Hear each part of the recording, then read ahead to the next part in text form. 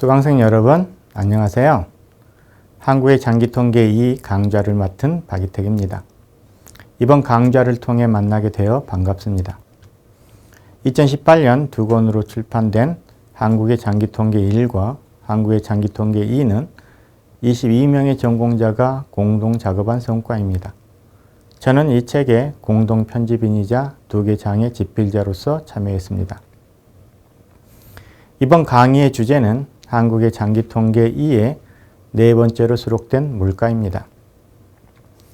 국민경제 순환과 거시경제 성과 모식도에서 국민경제 순환은 생산물 시장과 생산 요소 시장을 중심으로 이루어지는데, 생산물 시장에서는 생산물의 구매자가 생산물을 취득하는 대가로 화폐를 지급합니다. 생산물의 가격은 변동하는데 그것은 화폐 가치의 변화에 따른 것일 수도 있으며 생산물의 수급 변화에 따른 것일 수도 있습니다. 이 모식도에서는 물가를 거시경제 성과에 포함시켜 두었는데, 물가가 GDP와 더불어 거시경제 상태를 보여주는 지표로 사용되기 때문입니다. 물론 물가는 거시경제 상태를 보여주지만 각 생산물의 가격들은 각 생산물의 수급 상황의 실태를 보여주는 지표이기도 합니다. 물가 변동을 파악하기 위해서는 이 시점 간의 비교 가능한 물가지수를 만들지 않으면 안 됩니다. 그러나 소비 구성의 변화, 상품의 질의 변화, 시장 통합 범위의 변화 속에서 이 시점 간의 비교 가능한 물가지수를 만드는 것은 용이하지 않습니다. 이 시점 간의 비교 가능한 물가지수를 만들기 위해서는 소비 구성과 상품의 질, 시장 통합의 추이에 대한 면밀한 검토가 필요합니다. 이 장의 과제는 장기에 걸친 물가 변화의 다양한 시계를 제시하는 것입니다. 유럽, 특히 영국에서는 13세기 이래의 장기 물가 추이가 구명되었으며 그 추이를 설명하는 연구는 일일이 거론하기 힘들 정도로 많습니다. 비유럽 세계에서는 정건대 일본에 관한 연구가 적지 않으며 최근에는 특히 중국이 새로운 관심사로 부상하면서 물가사 연구는 전 세계로까지 확장되고 있습니다. 물가사 연구에 관심을 기울이는 연구자들이 이처럼 많은 이유는 물가사 연구가 시장 경제의 발달 여부나 분업화와 같은 경제 발전에 관한 기본적인 문제뿐 아니라 인구와 경제, 그리고 제도 간의 관계를 이해하는 기초이기 때문입니다.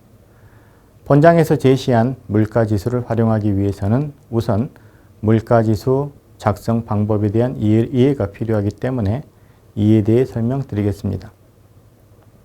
물가지수는 재화 및 서비스의 가격 변화를 종합적으로 평균하여 특정 시점을 기준으로 얼마나 변했는가를 보여줍니다. 예컨대 소비자 물가지수는 가게가 소비하는 중요한 재화와 서비스를 선정하고 그것들이 가계 소비에서 차지하는 비중을 반영하는 방식으로 가격 변화를 종합하여 산출합니다. 이렇게 작성된 소비자 물가지수를 이용하면 가계의 평균적인 생계비의 변동 추이를 측정할 수 있고, 또한 다른 두 시점 간의 명목소득에서 물가 변동분을 제거한 실질소득도 계산할 수 있습니다. 소비자 물가지수 외에도 여러 가지 물가지수가 있습니다. 생산자 물가지수는 판매용의 재화 및 서비스를 생산하는 기업 등의 생산자가 구입하는 가격을 종합한 것입니다. 도매 물가지수는 최종 소비자에게 판매되기 전 단계에서 이루어지는 거래에서의 가격을 종합한 것입니다. 소매 물가지수는 소매 단계, 즉 최종 소비자에게 판매되는 재화 및 서비스의 가격을 종합한 것입니다.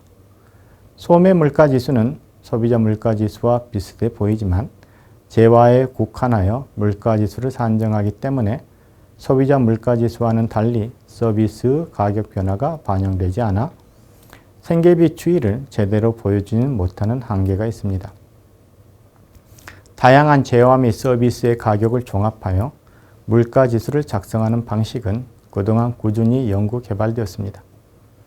초기의 물가지수 작성 방식은 재화 및 서비스의 가격 지수를 단순히 산술평균 또는 기하평균하는 것이었지만 그것은 산입된 품목의 중요도, 즉 가중치를 고려하지 않았다는 문제가 있었습니다. 단순 평균보다 가중평균 지수가 보다 바람직하므로 현재는 가중평균이 물가지수 작성의 보편적인 방식이 되었습니다. 가중치는 고정되어 있지 않고 산업구조 또는 소비구조의 변화에 따라 일정 기간마다 변경됩니다. 이 때문에 장기 연속적인 물가지수를 작성할 수 없으며 장기의 연속적인 물가지수를 작성하기 위해서는 이전의 시계열과 이후의 시계열을 일정한 방식에 의해 연결할 수밖에 없습니다. 현재 가중평균할 때 사용하는 가중치는 대개 5년마다 변경되므로 5년의 기간 내에 소비구조의 변화가 있더라도 물가지수에 그것이 반영되지 못합니다. 그 결과 물가지수는 상대가격 변화, 품질 변화, 신제품 등장에 미치는 효과를 반영하지 못하여 실제의 물가 변동과 괴리될 수밖에 없습니다. 즉 물가지수는 특정 기준 연도에 정해진 일정한 소비품의 구입가격 변동을 조사하기 때문에 상대가격 변화에 따른 소비자의 구매 행동의 변화, 즉 대체 효과를 반영하지 못합니다. 물가지수는 품질이 변하여 가격이 상승한 경우를 제품 가격의 상승으로 간주하게 됩니다. 신제품의 등장은 기존 제품보다 효용 대비 가격이 싼 제품으로 수요가 이전한 것을 의미하지만 그 효과를 반영하지 못합니다. 또한 물가지수 산식에서 기인하는 기술적인 문제도 있습니다. 현재 물가지수를 작성하는 가장 기본적인 방식으로는 가중산술 평균할 때 기준 연도의 가중치를 사용하는 라스파에리 지수와 비교 연도의 가중치를 사용하는 파스 지수와 양자를 기하 평균한 피쇼 지수가 있습니다. 이 내용은 국민소득장에서 GDP 디플레이트를 이야기할 때 했던 것과 같습니다. 국민소득장에서 GDP 디플레이트를 공부할 때 들었던 내용을 상기하면서 들으시면 이해가 더 쉬울 것입니다. 라스파에르 지수는 물가 상승을 과대하게, 파세 지수는 과소하게 측정하는 편의를 갖고 있습니다. 피쇼 지수는 상향 또는 하향의 편의가 없는 최우량 물가 지수라고 할 수 있지만 대신 유별 지수의 가중 합이 종합 지수와 일치하지 않아 가법성이 성립하지 않는 문제를 갖습니다. 기하 가중 평균 방식인 테른크 비스트 지수도 피쇼 지수와 마찬가지로 편의를 갖지 않는 최우량 물가 지수입니다. 이상에서 설명한 지수를 수식으로 표현하면 다음과 같습니다. 기준연을 0, 비교연을 t, 각 분목의 가격과 수량을 각각 PQ라 하고 가중치, 즉 어떤 재화의 구입 비용이 전체 생계비에서 차지하는 비중을 W라고 할 때 라스파에르 물가지수는 식 1 및 그것을 변형한 1'과 같고 파스의 물가지수는 2 및 그것을 반영한 2'과 같습니다. 최우량 지수인 피쇼 물가지수는 양자를 기하 평균한 식 3과 같습니다. 또 다른 최우량 지수로서 테른크 비스트 지수는 식 4와 같습니다. 또한 현재 보조 지표로 작성하고 있는 라스파이레스 연쇄 물가지수는 식 5와 같습니다.